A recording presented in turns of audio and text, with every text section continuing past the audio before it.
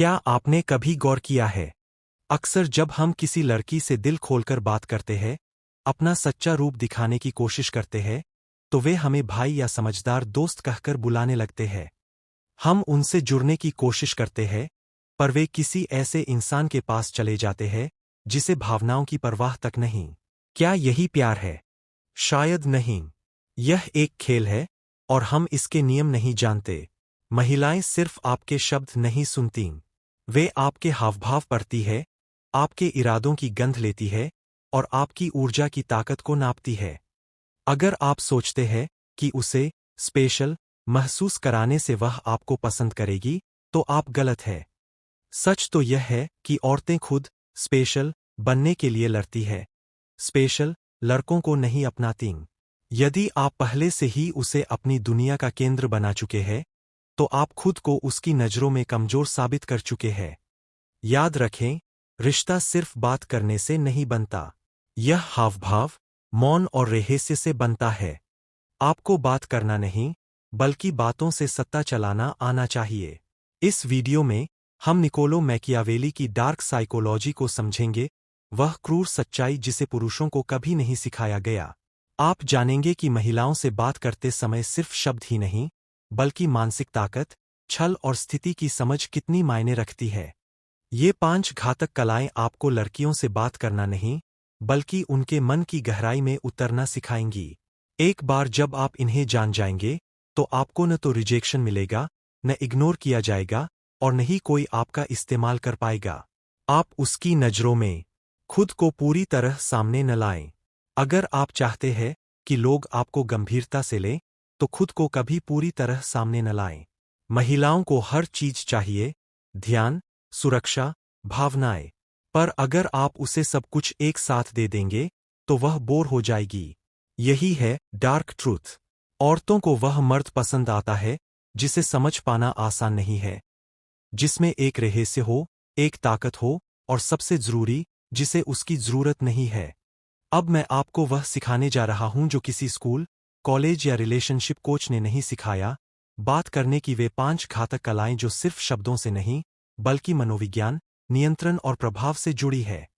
ये कलाएं आपको सिर्फ अच्छा बोलना नहीं सिखाएंगी, बल्कि शब्दों के पीछे छिपी शक्ति को महसूस कराना सिखाएंगी। एक, जब आप चुप होते हैं, तो सामने वाला बेचैन हो जाता है। एक महिला के साथ बातचीत में हर सेकंड को भरना कमजोरी की निशानी है।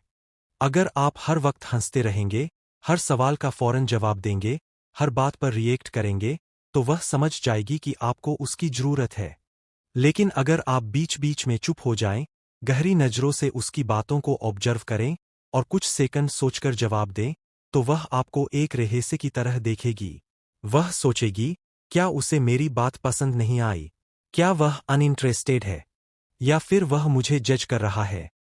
यही सवाल, यही अनिश्चितता आपको उसके दिमाग में जिंदा रखती है। हर इंसान चाहता है कि कोई उसकी बातों में रुचि ले, लेकिन अगर आप बहुत जल्दी, बहुत ज्यादा पूछने लगते हैं, तो आप एक इंटरव्यूअर लगते हैं, पार्टनर नहीं। उसे एक्सप्लोर करें, लेकिन उसके सामने खुद को भी एक मिस्ट्री बनाकर रखें। जब वह कुछ बोले, तो उसके जवाब को वैलिडेट न करें, चैलेंज करें। उदाहरण के लिए, अच्छा, तुम लोगों से जल्दी जुड़ जाती हो, पर वह कितना असली जुड़ाव होता है? इस तरह की बातों से वह इमोशनल डेप्थ में उतरती है। अब वह आपको सिर्फ एक दोस्त की तरह नहीं देखती, बल्कि एक साइकोलॉजिकल प्रेजेंस की तरह महसूस करती है। 3. मैकियावेली कहते हैं, दया दिखाओ, पर वह भी तब जब उसका मूल्य हो। लड़कियों को हर बात पर wow, oh my god, you are amazing कहने वाले लड़कों को वे इमोशनली कमजोर मानती है। तारीफ करें, पर अप्रत्याशित टाइमिंग पर, जब वह तैयार न हो, जब वह वल्नरेबल हो, जब आप चाहें, न कि जब वह। जैसे, जब तुम चुप होती हो, तो कुछ और ही दिखती हो। डेंजरस काइंड ऑफ ब्यूटी, इतना कहें, फिर चुप हो जाएं, उसके चेहरे का बदलाव देखें। फॉर यह कला सीधे अचेतन कनेक्शन बनाती है। जब आप उसके जैसे शब्द, उसकी जैसी आवाज की गति, या उसके पैटर्न को सूक्ष्मता से अपनाते हैं, तो वह महसूस करने लगती है कि वह तो मुझे समझता है, लेकिन सच यह है कि आप उसे पढ़ रहे हैं और रिफ्लेक्ट कर रहे हैं। यह काम शांत दिमाग से होता है, बात करते हुए थोड़ा पीछे रहें, ऑब्जर्व करें, एनालाइज करें, फिर प्रतिक्रिया दें। यह आपको एक मास्टर साइकोलॉजिस्ट बना देती है। 5. यह सबसे खतरनाक कला है। यह महिला के अंदर के सबसे प्राइमल इमोशन को एक्टिवेट करती है। यह आकर्षण का खेल है, जहां आप कभी पास आते हैं और कभी दूर हटते हैं, जिससे वह लगातार आपके बारे में सोचने पर मजबूर होती है।